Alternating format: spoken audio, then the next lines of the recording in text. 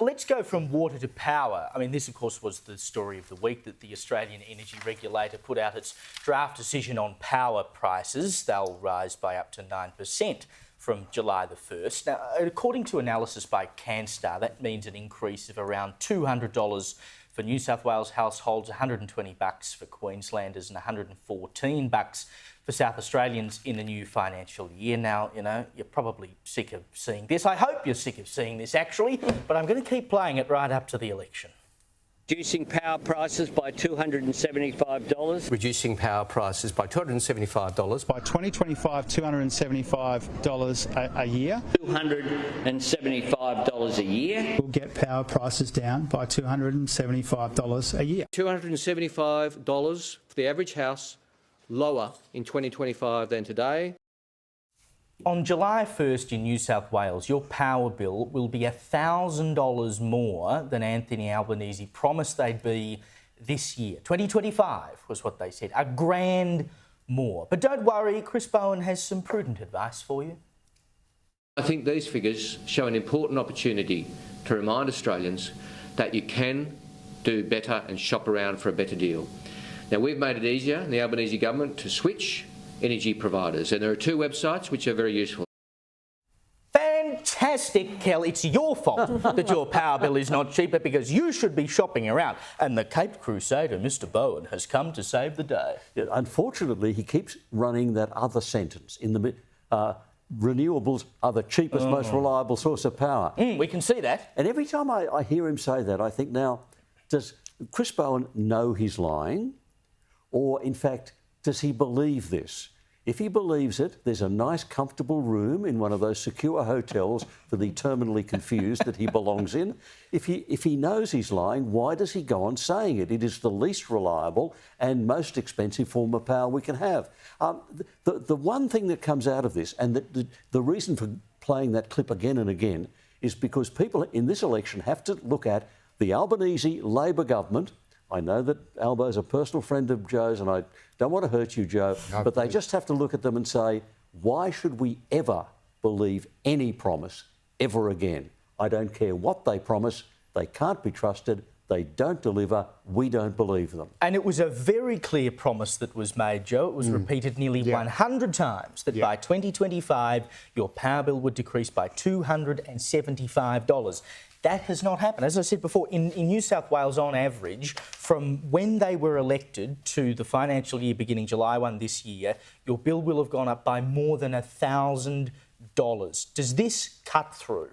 Yeah, no, it's an interesting one. I didn't like the fact that they were being so unequivocal and so specific about the figure. There was modelling that showed that. They could have said cut. They still didn't get that. They could have just said, look, this is what the modelling shows. Hopefully it will be that. Maybe it'll be more. Maybe it will be less. Things change, obviously, but you don't actually put it as a concrete figure and as a concrete commitment when you clearly can't make that commitment because there are circumstances that are going to be beyond your control, like whether the wind blows or the sun shines or there's a war in Ukraine. So I think it was a silly commitment to make. I think it speaks to a broader thing as well. There was an interesting piece in The Australian with the WA Labor State Secretary saying, you know, you only ever just fight that one election at a time. You are always there in the war room and you do anything to win that election. And I actually think that is a very dangerous, and I can understand, I know lots of people who work on election campaigns and it's just all or nothing. But if you look at, the decline in vote in the two major parties because of a complete lack of faith and a lack of trust in them, you find that you're actually burning away supporters more than you're winning them. If you look at what, for example, Labor did with the Mediscare campaign in 2016, now people would say that was actually brilliant because we almost won government after just one term in opposition. It's like, yeah, you almost did, except you didn't. So you didn't get over the line, and now no one believes what you say about Medicare again. And of course, they're trying to roll it out. And look, maybe it's a strong spot for them and a weak spot for them. But again, I think it diminishes the credibility. And again, with the power stuff, you make that commitment, say, well, we'll just promise anything about power. Everything, you know, we'll bring the cost of living down. Cost of living is all Scott Morrison's fault. We'll reduce cost of living. We'll bring your power down by exactly this much by this year, which they knew was going to be an election year.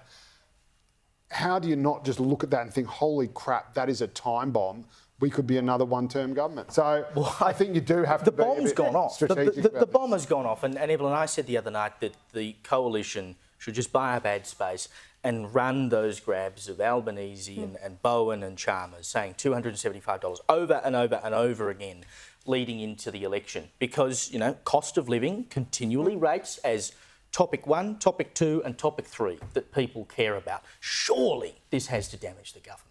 It should. Sadly, the voting booth is a love-hate relationship. It can go either way, but I actually think that this is a far more serious topic than just bashing Albanese, bashing Bowen. I do think that the Liberal Party would do well, like you said, to use this as an opportunity, because even though the Libs, I think, are the same at the moment as Labor, I do think Dutton definitely has a better grasp on energy than Labor. However, like I said, this is actually a lot more serious than that. If you look at the UK, they did something very similar recently. Germany did it as well, where they sort of cut down pension on people, and there was this whole slogan going on overseas called "Heat or Eat." And it was a question posed, like, for elderly, for young families, like, do we eat tonight or do we heat tonight? And, you know, coming into July, the pensioners rebate for yeah, that's correct. So, but when you think of Australia, July for us is our colder months, right? And in reality, the consequences of $1,000 extra in a power bill can mean the difference between eating or heating. There are probably a lot of families that are going to go, do we want to put food on the table tonight, or do we want our kids to not get pneumonia as they sleep in bed? And that might seem extreme, but I actually think that we need to start actually grasping the reality that this could happen for some Australians. I think it's already happening. We are at first. It is. It absolutely Yeah, it is. And there needs to be a level of acceptance, Caroline, that the government has been involved in making this happen. Because what did we see the other day? Bowen saying this was coal's fault. Well, why do you think that coal-fired power stations have been unreliable in the last few years? I don't know. Maybe because you've encouraged everyone to spend all their money on renewables and told them that you want to take their coal-fired power stations offline, which they've said they'll do, so they're not investing in them. And then that makes coal power unreliable because they're not investing in the plant and it keeps not working. I mean, they've created this.